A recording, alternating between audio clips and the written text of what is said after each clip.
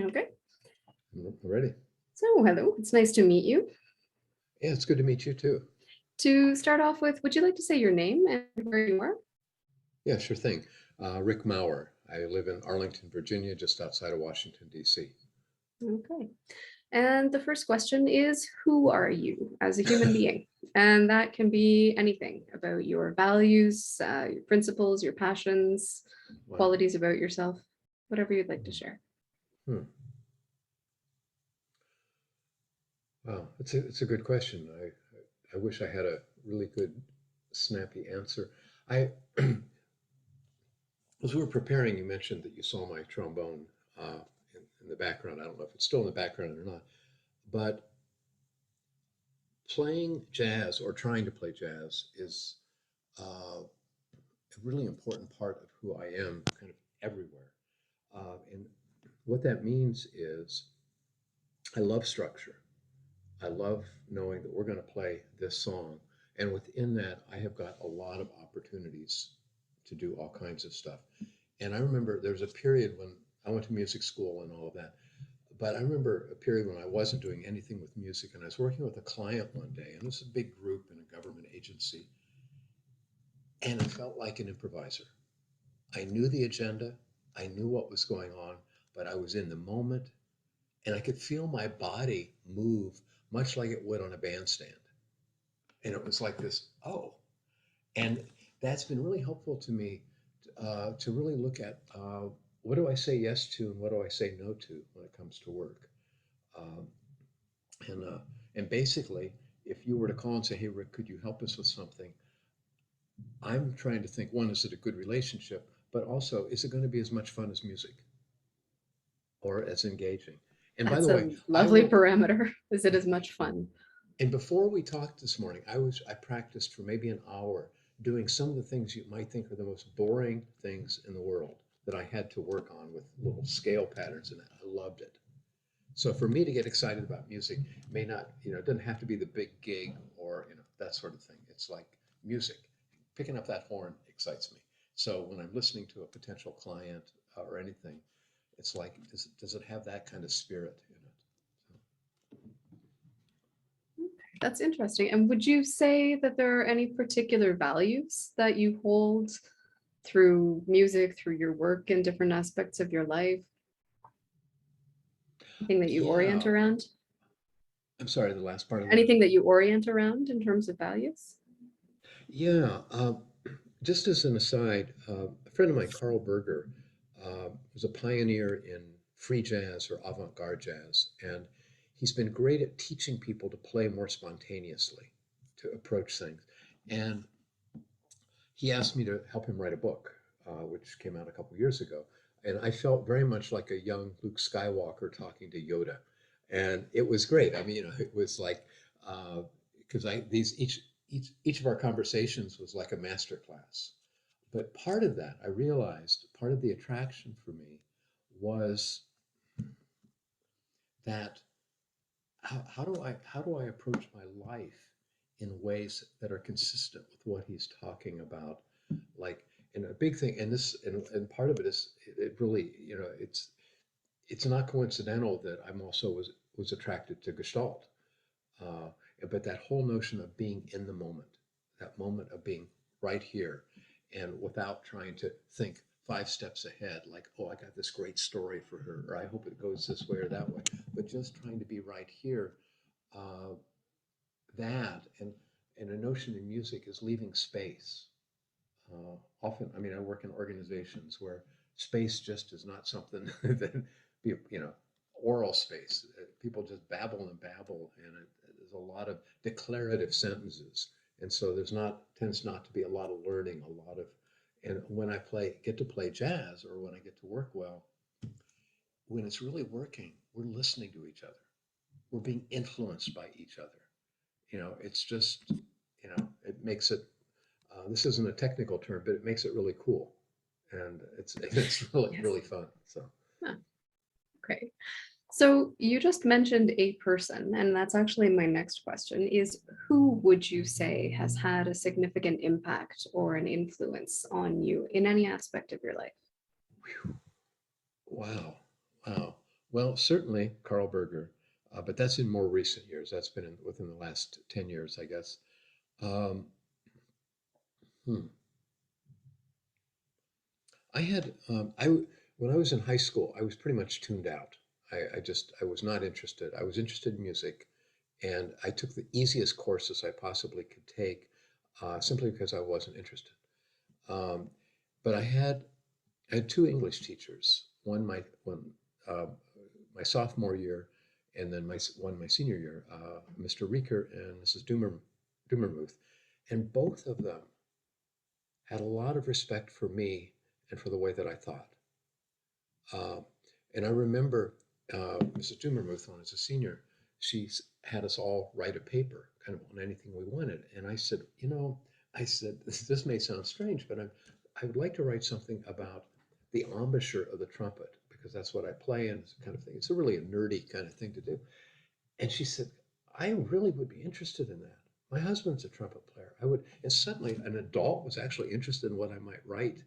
And those two people, and also we had a speech teacher in high school, Mr. Pocock, who my dad said was probably the most influential person in my life because suddenly I had been really quiet. I am still pretty quiet, but I was suddenly telling stories, making jokes. I was more outwardly engaged instead of being quiet, but that there was some sort of something there getting in the way of me being. Now, if I'm quiet, I'm pretty much quiet because I just want to be quiet rather than. Those were three. There's been a lot of people, but those three were really big ones for me. I'm always fascinated how many people go back to high school teachers, Huh. high school teachers and mid-elementary teachers. It's remarkable. Yeah. Hmm. Yeah. Actually, let me tell you one other. May seem like an odd one. When I was about to graduate from college, in the United States, we had a military conscription, um, which means they basically pulled your name out of a hat. Later on, there was a lottery system based on birthdays, but this wasn't engaged. And I was about to graduate from college. I wanted to work in a mental hospital in music therapy, and my draft board said, no, we'll draft you if you do that. So on spring break, I drove from Chicago, where I was in school, over here to Washington, D.C., and auditioned for the U.S. Army Band. And what makes that a big deal for me is if you get accepted in that band, you could be there for 30 years if you wanted. I mean, you do not get transferred. The only way you would ever get transferred out of that band is if you just messed up really badly. So, so a lot was riding on this, and I practiced. My teacher, Vic Zajac, he was another guy. He he would go over to the music school every night and pull stuff out of the back room, the stacks, and say, okay, learn to play this thing by Wagner. Okay, learn to play this thing. I mean, he was just giving me all the war horses, all the big, and it was great. So I get in there for the audition, and uh, it was the head euphonium player. I played a euphonium at the time, a baritone horn, and the principal trombone player. So these are two good musicians. And they said play a B flat scale, which means it's about as hard as my saying, hey, Heather, could you walk from here over there? Or could you get there? When you play in, this is getting, well, anyway, when you play in bass clef, a B flat means one thing. If you're playing in treble clef, it's a completely different note. It's transposing. And I know that. I can work in both clefs. And I froze. I absolutely froze. I did not have the composure to go concert key or transpose key or, and I couldn't play it. I mean, now these guys, that could have been the end of the audition. I mean, they're busy guys. They don't want, and these guys, bless their hearts, said, we're going to go get a smoke. It's the only time in my life I've been happy somebody smoked. And they said, we're going to go get a smoke. Why don't you go ahead and warm up for a few minutes? And it just allowed, because I had warmed up, of course, but it allowed me to relax and and they walked back in, and I played a B flat scale. And then they put a piece, an overture by Richard Wagner, which was Flying Dutchman, which has my part replicated at cello. I found it really hard, and I thought, oh, I know that, and like bam. So at any rate, I'm very thankful to those guys. They had a huge impact on my life. It was a long story. Sorry about that. And so the question is, did you get in? Yes, I did. Yeah. Hmm. Yeah. And I went to basic training, like anybody else in the Army. And then I got on a plane and they dropped me off in Washington, D.C. and said, here's where you're stationed. And so that's where I was. I did not make it a career. Hmm. Is that a way actually of saying that music may have saved your life if you didn't get deployed to active duty? Yeah. It's a, yeah, it's a very good thing to say. Um, and also, and I don't say this out loud very much, this was during the Vietnam War. And I realized I was very, very lucky. Uh, but one of the things we did, the band, the band was like 200 members, and we did all kinds of things. I played with a group of trumpet players, and we would play just for the president to herald his arrival at things. And but also, I played a lot of funerals at Arlington National Cemetery, and it was to sometimes be standing there trying to play something and seeing a widow who might have been my age, like 22 or 23, with a couple of kids. It just, every day, it would just smack me in the face. Um, I'd feel lucky, I'd feel guilty. I'd wonder, should I even be here? And I still wonder that, actually. So, Hmm. So would you say that it's some of those experiences, or does something else come to mind as an event or a set of circumstances that you would say has most or significantly defined who you are? hmm.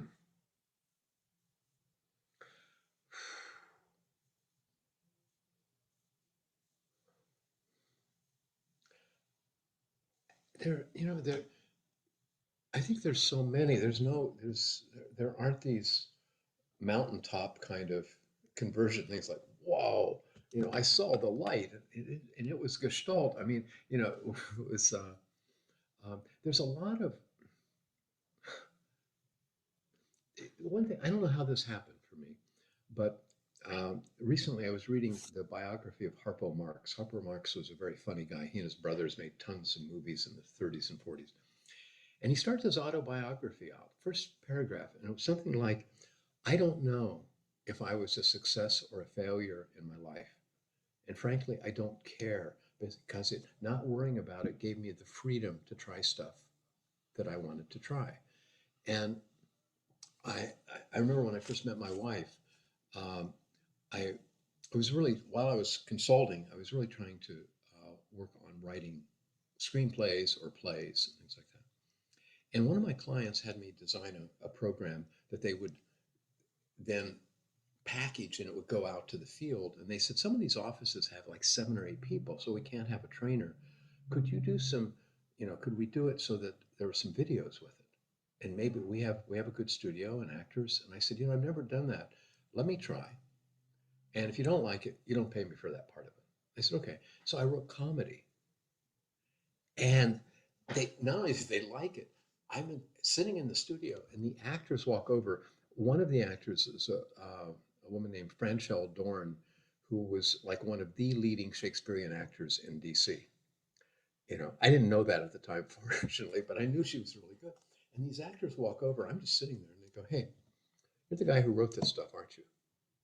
And I said, yeah. I'm thinking like, and they're saying, thank you. We never actually get to act. We're always going, hi, here, we're to talk. We're today we're going to talk about personal hygiene. And he said, you're giving us something to do. It's really fun. So suddenly my wife said, I can't believe you did this. I started advertising. This is what I do. I write comedy for training films. And she said, with nothing at all, you just go, bam, I'm going to do that. And it's sort of the Harpo Marx thing. And I don't know where that came from, but I had 3 plays produced that I've written. There are times when I've just, decided, oh, I'm going to shift like 180 degrees. When I went to Gestalt, this is after the playwriting stuff. I was feeling rusty in my field. I'm an organization development consultant, and I was doing a lot of management development work, and I really knew nothing much about Gestalt. But I was looking for a place in baseball, and I realized a lot of your listeners don't know what baseball is or follow it, but baseball is a sport in the States and a couple other countries. Well, no, I mean, a lot of countries, it's just not used. Yeah, I don't think it's quite that American that other people don't know what it is. Well, But all right. yeah. Well, there's a big thing about it that may happen universally. I don't know. But every spring they get together for spring training. And what they do is they practice stuff they've been doing since they were 6 years old. And I thought, that's what I need. I need to go to a place, not to learn a new theory necessarily, but a place where they'll say, so Heather, when you square off to bunt, you're raising your right shoulder. You need to do this, that kind of stuff. And a couple of friends said, hey, you ought to consider Gestalt. You ought to consider Gestalt. So I said, okay, I considered Gestalt. So I went out, tried it out, loved it. Ended up studying there for a couple of years, got invited to be on faculty at the Gestalt Institute of Cleveland. And I just, and once again, it was I don't know, this might work out pretty well. I mean, it was, I'm not flippant about stuff, but I also will jump into places where I'm not quite sure where it's going to go or if it's going to be good for me, but it feels like it will. So, I mean, obviously they're not teaching you baseball skills. So what were those back to basics that you found in Gestalt? Because I've heard a lot of people say, I mean, I had to go to group therapy to learn basically how to people. You see like dogs that are raised with cats who don't know how to be dogs. A lot of us learn basic human skills, I think, in Gestalt. I wonder what you picked up. Well, I can't say kind of the basics were new, like, oh, you're supposed to listen. I mean, I kind of knew that, but they might say, like when we were doing practice sessions, they might stop and go, Rick, you notice that you're giving your client an answer? That's not what we're practicing here. It may be a good answer. Someplace else you might want to give it. Right now we're practicing, can we help the client see what's going on for him or herself? And it wouldn't be critical of like my overall thinking, but it would be stuff to help me hone in. Or I remember one of the faculty one time saying, your observations tend to be good, but quite often they're hitting the wrong level of system. Like what I saw right there was something between two people, and you're looking at the whole group. Your observation, I think, is correct, but a more helpful intervention would have been taken and pulled up a different lens and say, I'm using that same data, but I'm going to look at you and you. And that kind of stuff was just that real kind of fine tuning stuff, which is what happens in spring training. I got a new theory. And out of that, I ended up developing my own model of change and resistance and blah, blah, blah.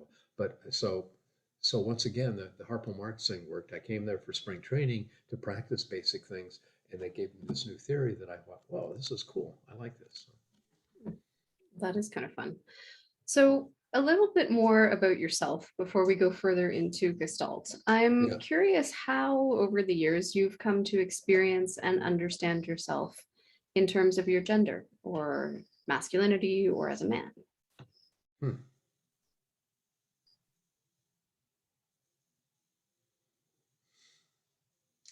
I'm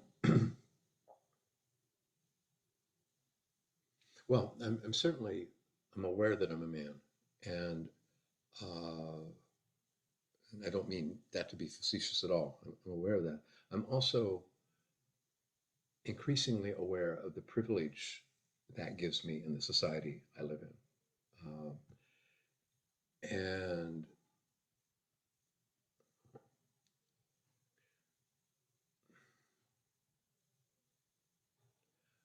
And I think I've been more kind of increasingly aware, and this especially I don't know if it didn't start with the Gestalt work, but what would be going on if I was working and I was co-leading something or somewhere with a woman, and just being attentive, trying to be much more attentive to why are they listening to me and not her, or why are they listening to her and not me, and is it just because one of us actually got it right or is there some bias going on? So I pay attention more that way. Yeah.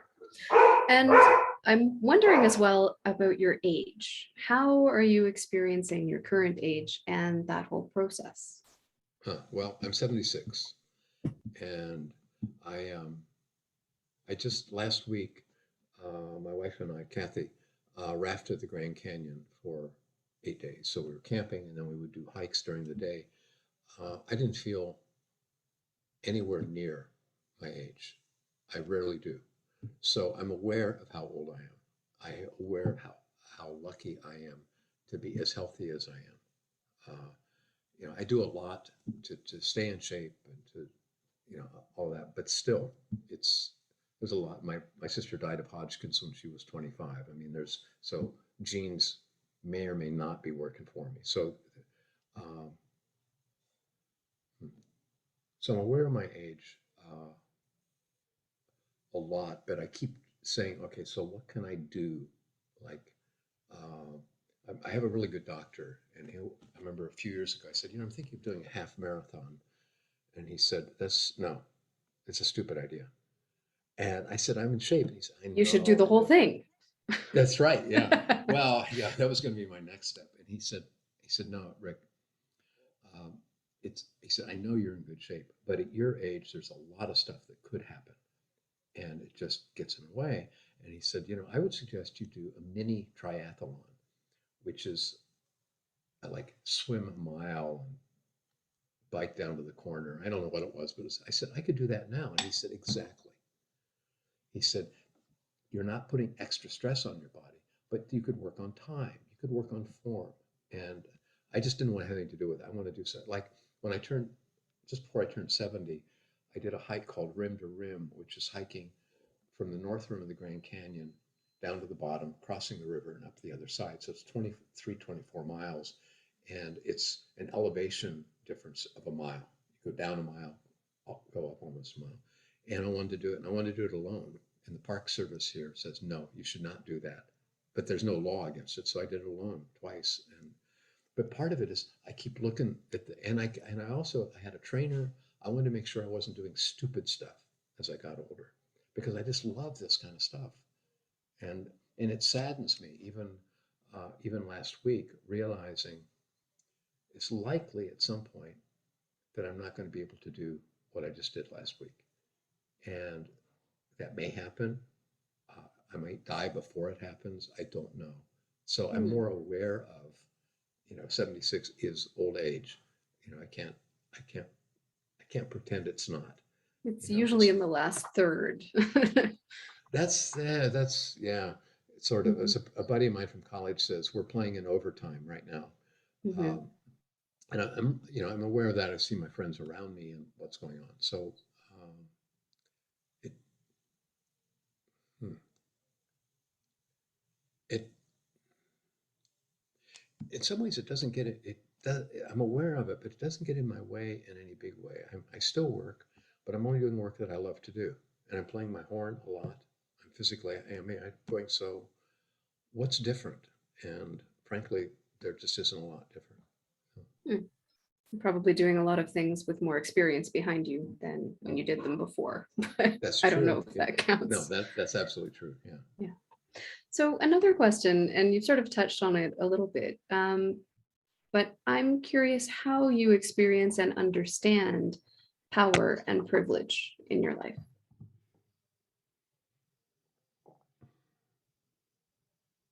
Hmm.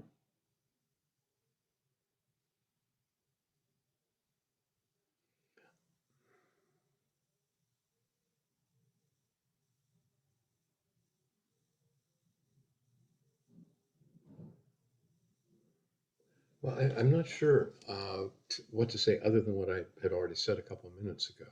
Uh, I mean, I'm certainly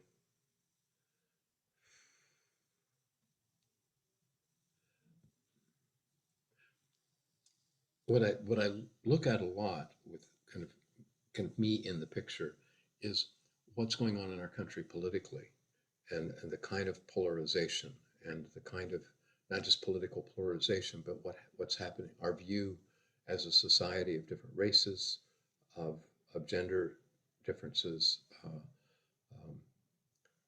our Supreme Court just made a decision that could have a lasting impact. I won't get into that. And all of that concerns me deeply. And it concerns me because in many ways, I don't know what to do about it. I don't know what I could do or what I could be that would have the kind of impact I would like to have. Wish I did, but I don't. Yeah. I guess that speaks a little bit to the way that you could or may use power.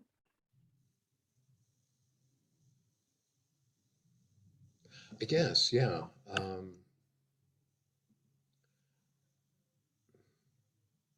have a hard time thinking about power and me kind of in the same sentence, um, and um,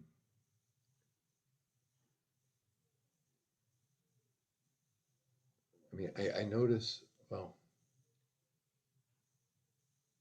huh. I notice that in some places there are, I mean, of course, there's there's power that can come with, I'm a white male in our society. I get that.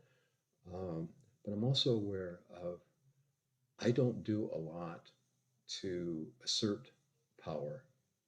I mean, some of it just is there, but um, I can't even recall how this sentence started. So yeah. No, that's fine. So I would switch back to the Gestalty part of you, if that's okay. Yeah. So you mentioned that you sort of came into the training in Cleveland that way. What would you say what would you say you were attracted to within Gestalt? Anything beyond what you already said? Yeah. The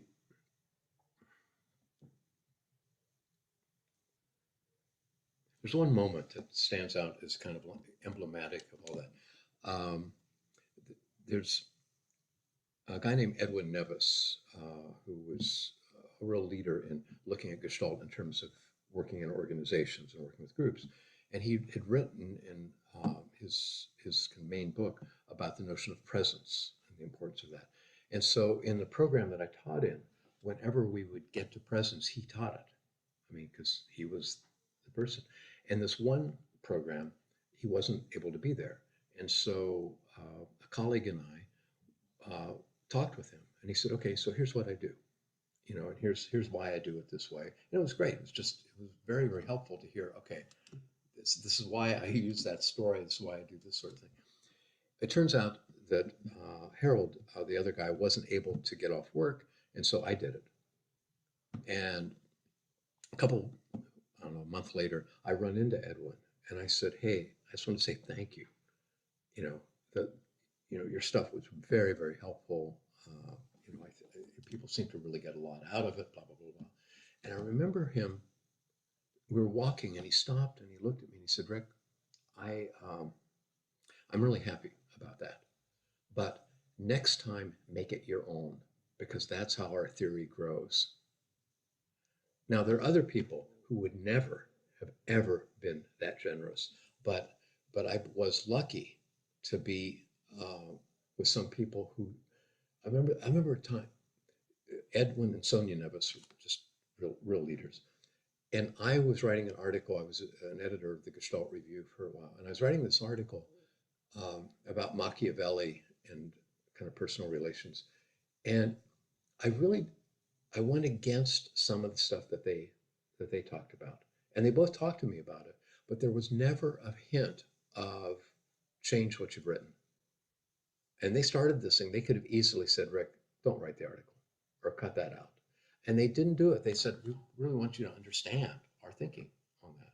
And it did. It caused me to make some shifts, but not a lot. And as far as I could tell, it did nothing bad for our relationship. So once again, that what a big thing that stood out was the number of people who had that generosity of spirit that just, you know, made me feel very warm. Then it continues to make me feel very warm. And it's also a model that I would like, that I would hope that people might say, yeah, Rick does that too. I don't know that I do, but I would like that. So. Hmm. Yeah, I hear a little bit there sort of about making room for difference and authenticity, even when that's a critical Mhm. perspective. And Yes. Yeah. that is kind of fun. Yeah.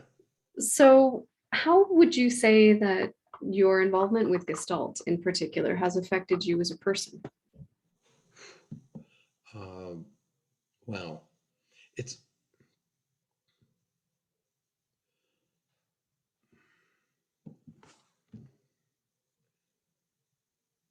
maybe it's too much to say in every way, but it's basically it's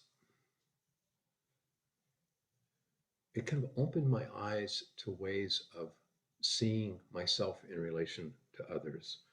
And it was consistent with the way that I wanted to be. So, for instance, um, the note, what's these days called relational Gestalt therapy, which was heavily influenced by Martin Buber, uh, that notion of communicating with others with that spirit of I thou, um, is I go, yeah, that's what I want to be able to do. So it wasn't like these new kind of things like I need to learn this theory about this or that.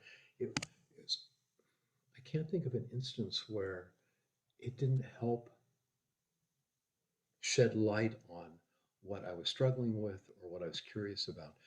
The work on resistance. Um, because some of my clients were saying, hey, how do we deal with resistance to change?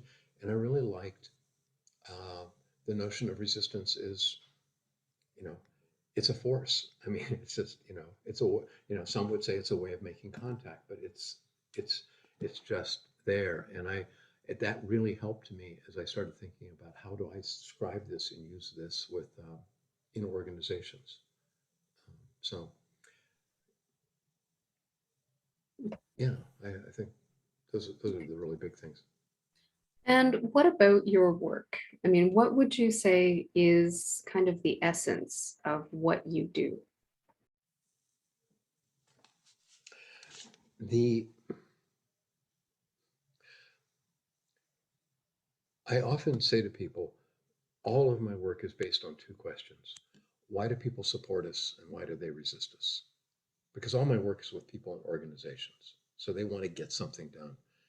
And what I do is help people see themselves and see that the energy that happens either interpersonally or with groups or whatever when they want something and people are reluctant or are resisting that, and to see what's going on in that field.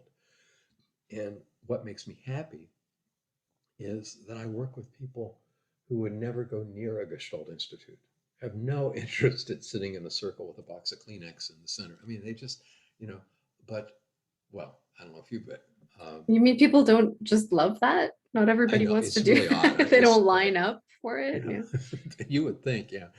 Um, I just got to tell you, so the way I talk about resistance at one level, the big one is people don't trust us or have confidence, and I call it level three. So my client, he's a chemical engineer, was head of a plant. I mean, a really great guy, loved working with him, but it's also his brain worked like an engineer. I mean, very, not Kleenex, not all that. And he said, Rick, got to talk. I got a level three issue. It's between me and the head of the union. And I go, okay. And we immediately, like within less than a minute, we're talking about trust. If we had tried to work our way into that, kind of with his reticence and my own reticence, we could have spent the whole hour going, well, maybe we should talk about trust, you know. But it was like, boom, I'm really pleased that I've come up with a way of, I think, describing a pretty complex process and translating it into a way that I think works with people in organizations. So that makes me really happy. Yeah, that's actually really interesting. I, for some reason, most of my clients are men, and a lot of them are in the fields of engineering and architecture. Yeah, And I think it is that systems language, the structure, the yeah, patterns, that actually does make it. You just helped me understand something there. Thank you. yeah. Well, Um, well, let me take yeah. it a step further then. Mhm. I'll tell you what the three levels are real quick. It's my editor gave me these, by the way, Leslie Stevens. She said, Rick, I'd really like these three levels. I think they're good, but you're using consultant words or you're using Gestalt words. She said, your readers don't. She said, I think basically, you're saying is the three levels are I don't get it, I don't like it, I don't like you. And Awesome. the thing about I don't like you is an exaggeration of that, but people remember it. And the I don't like it is really based on emotion. Something, the amygdala is something about the idea or this scares me, and like almost in a life-threatening way.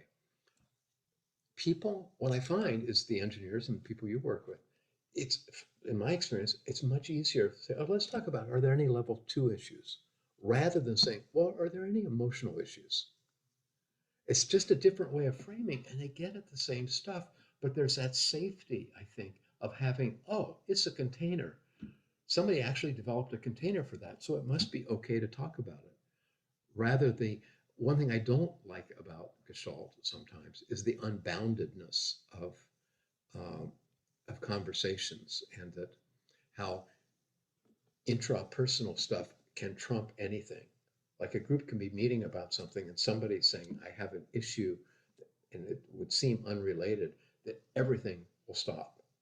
And it's not like we shouldn't be paying attention to that person or saying, what can we do to support that? But I've seen whole meetings just get hijacked by one person. And what I like about the work I do in organizations is not a lack of sensitivity toward people among these people, but a sense of here's why we're here. We're building a bridge. Mhm. Now, that's what we got to finish today, or something like that. So, Yeah. Yeah, that's really interesting. And I mean, maybe this has something to do with your jazz musician parts, but as I'm listening to you, I'm sort of reminded of the way that creativity can also have structural and mathematic and architectural sort of relevance, I guess is the word. And it's yeah, not just, an emotion focused trombone soloist. I mean, you are part of a structure and there is freedom and there is creativity, but it's also system oriented and system bound. yes. And because I do hang out with some people who are considered themselves free jazz people, sometimes it can be so self-indulgent that it's like, Like psychotherapy sometimes can be. yeah. I'll tell you a quick story. Um, a friend of mine invited Kathy, my wife, and I to this music festival was going, and there was a local group that was playing freely, and she said, "I thought you might be interested." And I won't tell you the name of the group. I don't think they exist anymore, fortunately. But it was some cutesy name, and the leader it was like 6, 7 people. They said, "None of us know how to play our respective instruments." They were not saying we're self-taught. They're saying we do not know how to play these instruments, and they were right. They were awful. But what they would do is they would all, like, let's say you picked up a clarinet, you've never picked up a clarinet in your life, and I pick up a bass drum, I've never touched them. And they were just emoting their little hearts out. I'm sure for them, it was a wonderful cathartic experience. For the audience, I remember turning around to my friend who invited us, and she said, "Oh, I'm so sorry." Uh, that what they missed was the structure of like, oh, maybe we ought to know what the hell we're doing first. And I think Mhm. that can be a real problem. And so jazz can be unbounded too. Mhm. And it can Well, I mean, be, it sounds like people who say that psychotherapy is a theoretical. yeah, yeah, Mhm. Hmm. yeah. So, would you say that these kind of are some of the challenges that you faced, or do any other kinds of challenges in your work or in Gestalt come to mind? Hmm.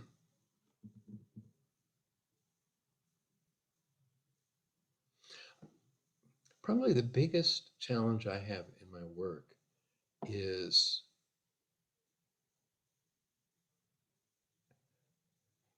not stating where I am clearly with conviction. It's not that I don't do that, but I don't do it as often as I would like. And I'm always in awe of people who can just say, boom, there it is. And um, I think, I don't know, I think of it as a small town Ohio kind of politeness gene that I have, that there's something that gets in the way for me to do it as often as I would like. And I think I do a disservice to myself. I think I do a disservice to clients. I think I'd do better if I said, just shut up. Here's what we got. I mean, seriously, Mhm. that's not something I would likely say, but to say, you guys are off track, you know, Hmm. and it'd be fine with me if they push back, but it's often I don't say um, those kind of things. And I think more than anything, that's probably the thing that gets in my way of working effectively. That's interesting, and I'm not trying to play therapist or anything, but it's that is just the way that you answered the question about power, Hmm. 10 minutes ago. Hmm. That's really interesting. Huh. So what? So show me the connection. Well, just you sort of said, you said just now that you don't really show up sometimes that clearly, and I asked you about power, and you sort of Yeah. just didn't take it. That was weird. It was unexpected in the Hmm. conversation for me. Okay. Yeah. So, Okay. I agree. That's yeah. true. Huh. I show up. I'm there. Oh, of course. Yeah, I'm not saying that, But but I'm not showing up in a way that actually is having the kind of impact I would like to with the other person. So mhm. yes, and so I, I don't take power. Okay. It'd serve them and me better if I did. I think so. It may. I don't know. So, on another aspect of your Gestalty stuff, would you say Yeah. that you feel like you're part of a Gestalt community? Does that phrase or question even mean anything to you? Hmm. It does. I'm not as actively involved. I'm on the faculty in Cleveland, but uh, I haven't taught there for a long time. That could easily change. So the community is uh, kind of in the background. There were a number of years while I was teaching there, studying there, and then studying at the Pacific Gestalt Institute, and was an editor of Gestalt Review, that I really felt part of that community. And so now it's like relatives who I really like a lot, but I don't get to see very often. So Um, and on sort of on the other side of the question about challenges, yeah. what comes to mind as an experience of particular satisfaction? Or I don't want to say favorite because that sort of sounds like it's on a judgment scale or something. Mm-hmm. Um, but what comes to mind as sort of one of the highlights in your experiences? And that can be as a clinician or in your own practice or within a group. Hmm. Hmm. Could be a favorite story. You know, one thing that really makes me feel very, very good is sometimes people who I don't know will write me an email and say, I've been using your stuff for 20 years and it's had a huge impact on me.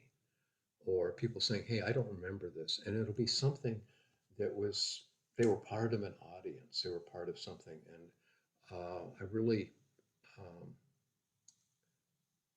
that means a lot to me, and um, I can't think of like an event, but I can think when those kind of things happen, I go, wow, that's great. So, Mm, okay.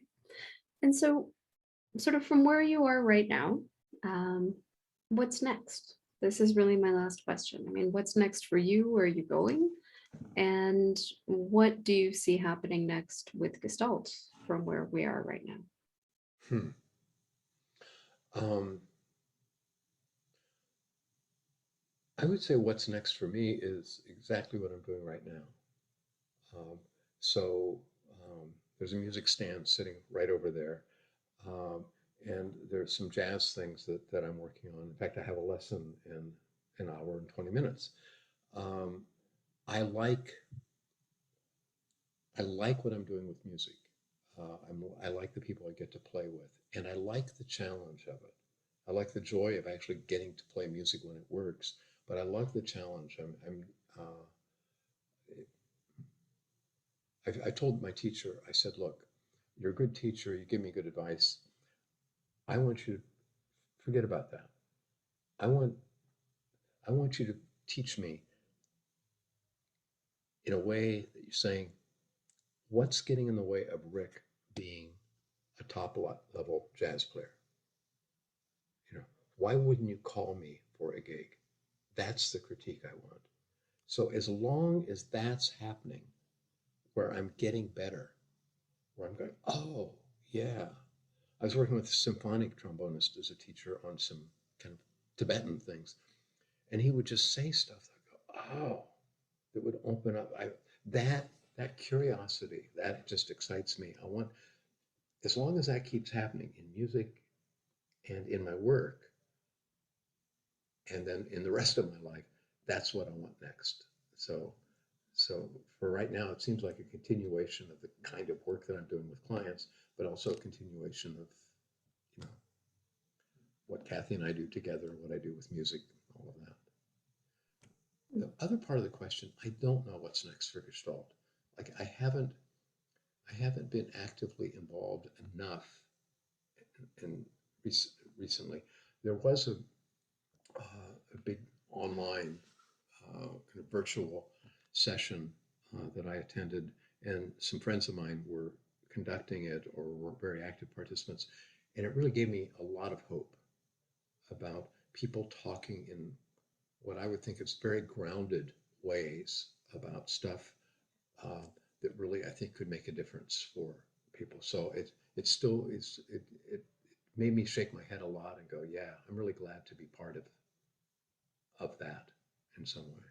So yeah, I I don't know what I want to ask for the critique. I want to ask why you wouldn't hire Gestalt as you know it, or where you left off with it.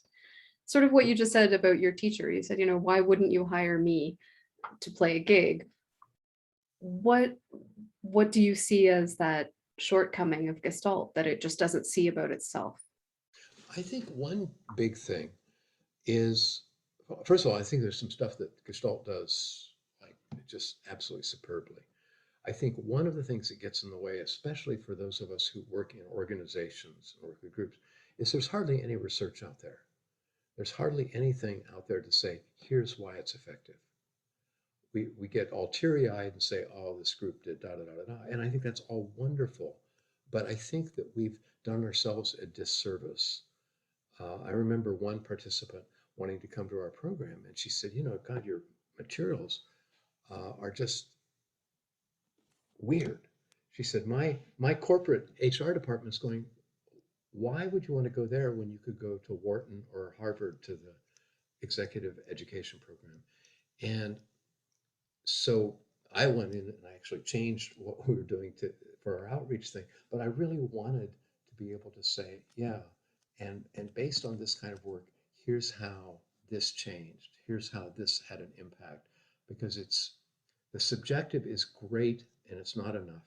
I think that it will continue to get in the way of Gestalt kind of being on the fringe. So, but I like the fringe. I'm a jazz musician. I like, so that's attractive to me on one hand, and on the other hand, I think it gets in the way of what we could potentially do. And I don't know so much about people who are clinicians, whether that's as important. Yeah, I mean, I have to say there is a very strong research orientation. Actually, I'm speaking to you as the pre-conference for the research conference is going on online. Okay, good, great. Yeah, but that's interesting. Okay, so is there anything that you would like to add to this conversation? I don't think so.